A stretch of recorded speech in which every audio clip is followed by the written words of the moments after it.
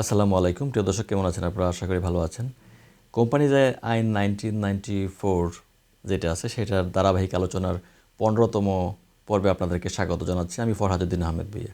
আজ আমরা একটি জটিল কিন্তু অত্যন্ত গুরুত্বপূর্ণ আইনি বিষয় নিয়ে কথা বলবো। ধরুন আপনি একটি কোম্পানির ডিরেক্টর এবং সেই কোম্পানির নামে ব্যাংক থেকে বড় অঙ্কের একটা লোন নেওয়া হয়েছে। এখন আপনি চাচ্ছেন আপনার শেয়ারগুলো অন্য কারো কাছে বিক্রি করে দিয়ে কোম্পানি থেকে বেরিয়ে যেতে, কিন্তু ব্যাংক আপনাকে ছাড়পত্র বা এনওসি দিচ্ছে না। আপনি কি পারবেন শেয়ার ট্রান্সফার করতে? চলুন জেনে নেই। আজ আমরা Shakhawat Hossain versus Roshan apparels limited, এটা 2022 সালের একটি মামলা। মামলাটির একটু বিশ্লেষণ করব, যা হাইকোর্টের কোম্পানি বেঞ্চে নিষ্পত্তি হয়েছে। মামলাটির সংক্ষিপ্ত বর্ণনা যদি আমরা আসি প্রিয় দর্শক, আবেদনকারী ছিলেন শাখাওয়াত হোসাইন এবং রোশন অ্যাপারেলস লিমিটেডের শেয়ার হোল্ডার ছিলেন তিনি তার শেয়ারগুলো তার ভাই এবং ভাইয়ের স্ত্রীর কাছে হস্তান্তর করতে চেয়েছিলেন। কোম্পানিটি আসলে ইসলামী ব্যাংক থেকে প্রায় 11 কোটি টাকা লোন নিয়েছিল। আবেদনকারী ব্যাংকের কাছে এনওসি চেয়েছিলেন, কিন্তু ব্যাংক তা প্রত্যাখ্যান করে, কারণ লোনটি তখন ক্লাসিফাইড বা খেলাপি ঋণ হয়ে গিয়েছিল। তো প্রিয় দর্শক, ব্যাংকের যুক্তি ছিল যে শাখাওয়াত হোসাইন নিজে একজন পার্সোনাল গ্যারান্টর এবং তিনি শেয়ার হস্তান্তর করলে ব্যাংক তার পাওনা আদায়ে ঝুঁকিতে পড়বে।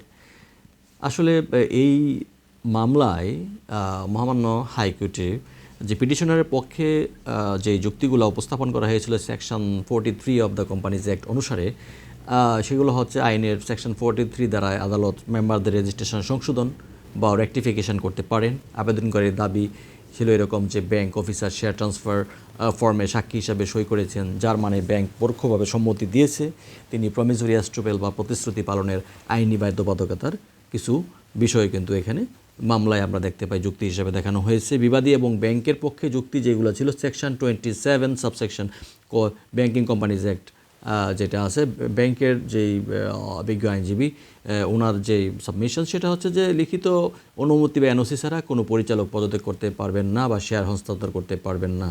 তারা আরও জানান যে সাক্ষী হিসাবে সই করা আর ব্যাংকের বোর্ড থেকে এনওসি দেওয়া এক কথা নয়। এখন আমরা দেখি যে আদালতের পর্যবেক্ষণ এবং গুরুত্বপূর্ণ কী কী সিদ্ধান্ত ছিল সেগুলো একটু জেনে নিই প্রিয় দর্শক। আদালত স্পষ্টভাবেই বলেছেন যে ব্যাংকিং কোম্পানি আইনের 27 ক ধারা একটি ওভাররাইডিং প্রভিশন, অর্থাৎ সাধারণ কোম্পানি আইনের চেয়ে এই ধারার ক্ষমতা বেশি।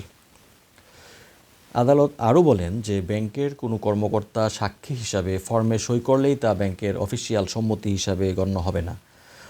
যেহেতু ব্যাংক জনগণের টাকা বিনিয়োগ করে, তাই লোন পরিশোধ না করে বা বিকল্প সিকিউরিটি না দিয়ে একজন পরিচালক দায়মুক্ত হতে পারেন না। আদালত জানান কোম্পানি আসলে আদালত এটিতে বলেন যে এই রায়ে যে কোম্পানি আদালত 43 ধারায় সব কিছু দিতে পারেন ঠিকই, কিন্তু আইনি বাধ্যবাধকতা লঙ্ঘন করে কোনো নির্দেশ দিতে পারেন না। আসলে আমরা এই মামলার জাজমেন্টে যেটা দেখি যে এই মামলাটি পরবর্তীতে খারিজ করে দিয়েছেন মহামান্য আদালত, অর্থাৎ ব্যাংকের এনওসি ছাড়া তিনি শেয়ার ট্রান্সফার করতে পারবেন না। যারা কোম্পানি পরিচালনা করেন বা শেয়ার হস্তান্তর করতে চান তাদের অবশ্যই মনে রাখতে হবে যে কোম্পানির নামে ব্যাংক লোন থাকলে ব্যাংকই শেষ কথা বলবে। লোন ক্লিয়ার না করে বা ব্যাংকের বোর্ড থেকে লিখিত ছাড়পত্র না নিয়ে শেয়ার হস্তান্তর আইনিভাবে কার্যকর হবে না। তো আজকের আলোচনা থেকে প্রিয় দর্শক আমরা এটা বুঝতে পারলাম যে কেন ব্যাংকিং আইন কর্পোরেট সেক্টরে এত বেশি শক্তিশালী। আমাদের যদি এই রায় বা কোম্পানি আইন নিয়ে আপনাদের যদি কোনো প্রশ্ন থাকে তাহলে অবশ্যই কমেন্টে জানাতে পারেন এবং পরবর্তী আলোচনায় আপনাদের সাথে দেখা হবে। সেই পর্যন্ত আপনারা ভালো থাকুন, সুস্থ থাকুন। চলুন আমরা দুর্নীতিমুক্ত একটি বাংলাদেশ গঠন করি আর প্রত্যেকে যার যার জায়গা থেকে দায়িত্বটা নিজের মতো করে যথাযথভাবে পালন করি, আইনের প্রতি শ্রদ্ধাশীল হই, আইন মেনে চলি। ধন্যবাদ সবাইকে।